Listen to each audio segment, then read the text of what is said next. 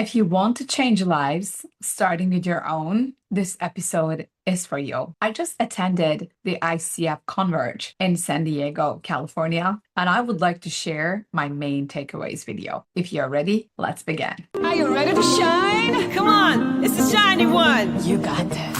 Hello, everyone. My name is Dr. Shiny Burjuinsal. I am the founder of the Academy of Neuroshine Technology, this Shiny Minds show, and your master certified Neuroshine coach. I just came back from San Diego. I was attending the International Coaching Federation's conference that is called the ICF Converge 2025 in San Diego, California. And I am full. My heart is full. My mind is buzzing. I have ideas. I have connections. I have energy within me that I would like to share with you. I would love to start by telling you that the main takeaway that I have in my heart is the connections that I made, the in-person energy, the human touch that we shared, the experience that we co-created, and the heart that we are all aligned with, because we carry emotions and we are humans and we are heart-based, purpose-driven individuals as coaches all around the world. And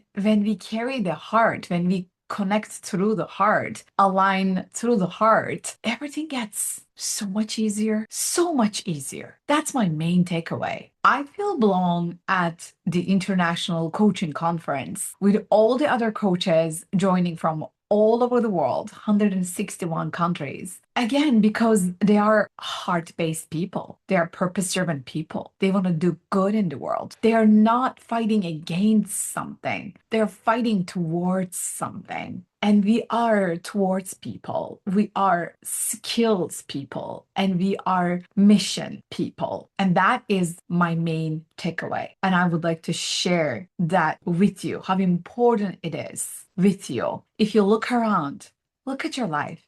Look at the people in your life. Look who they are. Look what kind of relationships you create with them, what they represent for you. If they are not inspiring you, if they are not making you feel connected to something bigger than yourself, if you're not inspiring a part of you that knows that there is more in this life, there is more with your life, with your purpose, your legacy, then question those relationships. Question what they are. Question what they're teaching you. Your questioning is not only for letting them go. Perhaps you're not going to let your relationships go because they are good for you. Although they are triggering you, they might be serving you. Only you know what relationships are serving you and what relationships are draining you. And unless you question them, unless you look in the mirror, unless you ask, why did I create this? How did I create this? Why did I choose this? What is the source of this? You will never know why. And that's why I want you to start there. And when you start there, when you look at the entire energy, frequency of the people in your life, you'll start seeing the pattern. There is a bigger pattern that you are co-creating. Perhaps you're not clear what exactly is going on, why you have these people, these patterns in your life. But if you only step back and observe yourself, then you can see the big picture, the bigger picture. And it is the most important thing that we can see our own patterns, our own relationship patterns. Why? Because what coaching gave me is a template to create my relationships, to deepen my relationships, to elevate my relationships, starting with my own. I deepened my self-love, my self-trust, my self-confidence. I started to become one with myself. I started living in full alignment with myself, with my life, with my values, thanks to coaching, thanks to the International Coaching Federation. So now let me start talking about the ICF Conference 2025 Converge in San Diego. It was absolutely a mind-blowing, a heartwarming, and a soul-deepening experience. And the most important part of the Converge is really the legacy that I want to bring to the world. I want to leave behind. And the legacy that we are all shaping, the purpose that we are all a part of. And what's made me realize at the conference is that you may not be aware, but you are a part of something bigger than yourself. There is something deep within yourself that is spiritual, that is existential, that is deep, that is metaphysical, that is galactic in my language. And you are a part of it. You are shaping it. You are co-creating it. Know it or not know it. Become aware of it or not aware of it. It doesn't matter. It is still going on. And when I sat down and had conversations with coaches from all levels, I realized that not everyone is aware of it. Not everyone is connecting to a higher purpose, a bigger vision, a bigger energy. And that's normal because there is survival, there is matrix, that's the 3D reality versus a higher perspective, a liberated 5-dimensional perspective of oneness that is invisible, that's unseen. It's felt, but not seen. People feel it, but because they don't see it, they don't know what to do with it. They don't know what to name it. And that's where I come in. That's how I see coaching as changing the world and changing lives, starting with your own. When you are working with a coach, you become aware of what you were not aware. When you become a coach, you get to share this with your clients and then you get to make them aware of what they were not aware of. And because I created a formula for change with my Neuroshine technology, which is change equals awareness multiplied by willingness, that is exactly why coaching is so important, we realize, because awareness is the most important component of change. With awareness, you don't know what to change. Even if you are willing to change, what are you going to change?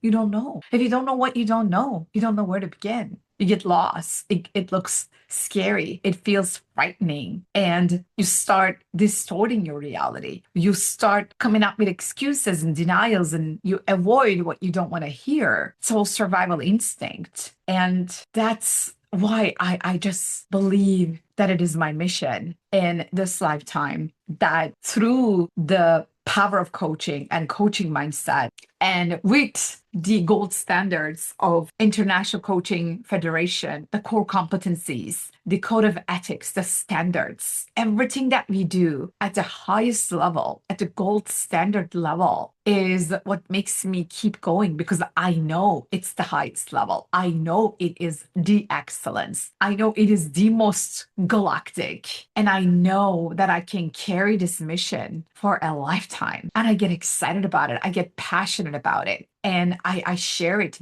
with my coaches. So let me share 2 more takeaways from the ICF conference, in addition to this big galactic mission and legacy, and we are part of something big takeaway that I received. The second takeaway that I am bringing home from the ICF Converge is that ethics is not supposed to be always legal, and legal contracts are not always ethical. Interesting point.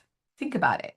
Legal contracts are always binding, legally binding, right? But they may not be ethical. Some terms that you put there may not be ethical. What is ethics? How do you define it? I joined sessions where we were given case studies to analyze and decide if it is ethical or unethical. We were given ideas to brainstorm if there was a breach of contracts or not in the way the business was done by a coach. That to me is always fascinating because ethics is the moral conduct versus legal agreements and contracts are legal practices. Like legality, you go and you want to get whatever you want because you believe it is the lawful action. And not every lawful action is ethical. In the case of refunds, for example, if you said in that legal agreement that there won't be any refunds, that's your legal right, correct? Yes, agreed. And still, it may not be ethical. It may be legal, but may not be ethical, because the ethical part of practice is that there is autonomy, there is mutual respect. And then there is some sort of energy exchange that is joyful, that is high frequency, that is co-creation. And when the client asks for a refund, at what point you honor that? At what point you don't? Do you go with legal or ethical perspective of things? It's interesting to really contemplate on. The third takeaway that I have from the ICF Converge is neurodiversity, the importance of neurodivergence, because about 40% of the population is neurodivergent, meaning they're not neurotypical. They're not processing information in the way that you would, or the others would. I don't know if you're neurodivergent or not. Neurodivergent if you have ADHD, dyslexia, anxiety, depression, any kind of difficulties learning or giftedness. Perhaps you have super high sensitivity, or in my case, TBI, traumatic brain injury, because of an injury. When I was 10 months old, I fell down, and just 10 months old baby, and they needed to take me to the hospital because I needed to have stitches in my skull. And because it is considered as an injury to the skull, I was diagnosed with TBI, traumatic brain injury. But because it was before my brain was even there, like it was not even developed, it didn't really affect me. So thank goodness I have high IQ, high EQ, everything is functioning well. But according to the studies, according to the reports that I received, my brain is looking like receiving information super slow. It's receiving it super slow, but it is super accurate. Really interesting. It is slow, but super accurate. And when I shared that with my faculty trainers in San Diego, they were like shocked. Like, this is you being slow. I'm like, yeah, like below the average slow. That's how I receive information. Or at least at the time of my brain scan, I received the information super slow. I regulated myself because I valued accuracy. I wanted to be accurate so high, so much that my slowness ended up making me super accurate. So my accuracy was high about the average, and my speed was low below the average. So that's why there is nothing to worry about in terms of impulsivity, because obviously it's the opposite that I demonstrated. I was able to slow down the impulses on a level that is so slow that they were concerned, like, is everything okay with your brain, right? So to me, it's self-regulation. That's how I look at it. There are so many approaches. I'm not going to go into that, but the main takeaway is neurodivergence. Did you do a brain scan? Do you know your brain? What do you know about your brain? Have you met your neurons yet? So that might be a very good takeaway for you to look and take home. The fourth takeaway from the ICF conference is music, humor, and art. They unite us more than anything else, because there were breakout rooms that we would be able to choose in between. And whenever I joined the humor, the music, and the artful sessions, the breakout rooms were packed. We are attracted to having fun and attending a conference that is beyond just a boring conference, right? We want to mingle, we want to laugh, we want to have a great time. Even the round table that I attended with my MCC colleagues, Master Certified Coach colleagues, it was also another experience that I brought home with me, because I created my own table to discuss how we are elevating the consciousness of our humanity by using coaching as a modern tool. And our table had so much fun, so much respect for each other. And at the end, in my language, we went galactic and it was super fun. So it's always more than the content. It's always humanity. Art brings humanity. That's another takeaway. And the last takeaway that I have from the conference is that we need to keep growing. We need to keep going to conferences, going to events, interacting with like-minded individuals so that we are reminding ourselves why we do what we do, so that we can love our lives and we can become who we are meant to become. And that is another takeaway that I brought home with me. On another note, as a personal takeaway, I've had several full circle moments that is filling my heart so much that I know is just going to be another level for me with my purpose, my mission, my business, and how I change lives, starting with my own. And that is my invitation for you, my dear Shiny Minds. I invite you to join the movement, join this legacy movement, this calling with the world of coaching. If you want to change lives, starting with your own, you may want to discover and experience coaching. You can go to my website, shinyunsal.com, and grab that free PDF just to see if coaching is the right path for you. And if it is, book a call. Let's talk. Let's discuss if and how you can put your superpowers all together in a delicious structure and offer to the world as your coaching sessions. I promise you, if you love working with people, if you love helping people, you're going to love coaching. And then you're going to say, what was I waiting for? That is another takeaway perhaps for you. So thank you for watching. I hope you loved this episode. If you did, please put a like on it, share it with your friends, and subscribe for more episodes just like this because, hey, we are hashtag on a mission together, changing lives in the world, starting with our own. Until next time, dear Shiny Minds, keep shining your lights.